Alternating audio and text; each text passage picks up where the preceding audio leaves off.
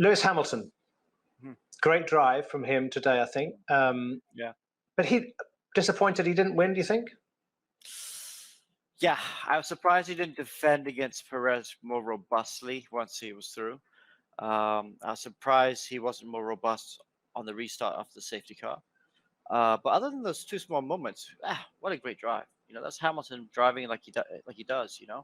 He had he had a lot of cars between him and the top three after the second restart.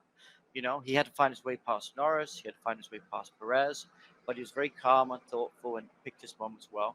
And then he was over 5 seconds behind the top three, and he just kept chipping away, getting closer and closer. And he made those, and he did that while looking after those medium tires. He went a good 5-6 laps longer than Leclerc, 7 laps longer than Sainz before we had to take that pit stop. So, I really enjoyed watching Hamilton, the way he was driving, what he does best, how quick he can go without killing the tires. And I think if he'd won today, he would have deserved it. But I think the restart after the safety car, that's pretty much where he lost it.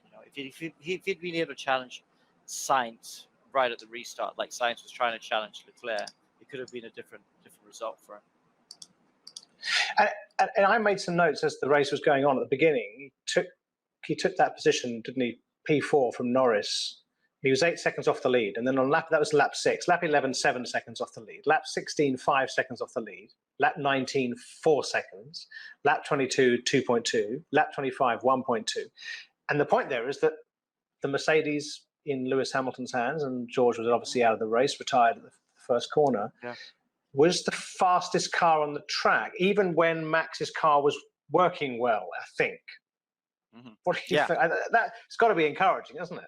Yeah. I mean, okay, Hamilton also was closing down that period because Sainz was holding up Verstappen. I still think on the day, the Red Bull probably was the fastest car if they hadn't had those issues, both drivers damaging their cars and stuff. But that's arguable. Mercedes definitely, though, is quick, right? It's definitely a car that can challenge for wins, especially on these kind of tracks where it's very, very smooth. But clearly, they need to try and make the operating window of that car a bit wider, because it's a very small operating window. And when you get it in that window, it works. It's quick. Arguably the quickest car out there. Like we saw in Barcelona and we saw today in the British Grand Prix. But the window's too small at the moment, and in the wet yesterday we saw that as well. It was quite quick. If Hamilton put his lap together, he would have been further up in qualifying. But normally the wet is a real strength for the Mercedes car. Well, here's the critical question, and it's come in from Maxwell Davis. And the question is, without a safety car, would Lewis Hamilton have won the Grand Prix? Because I think Lewis was unhappy, wasn't he, coming out of the pits? He felt, I think, that he was on good tyres, those hard tyres, and they were younger hard tyres compared to the Ferrari drivers around him. So what do you think? Would he have won without the safety car? No, I don't think so. That pit stop was too slow. He lost just under 2 seconds at the pit stop, and he just put him back too far back.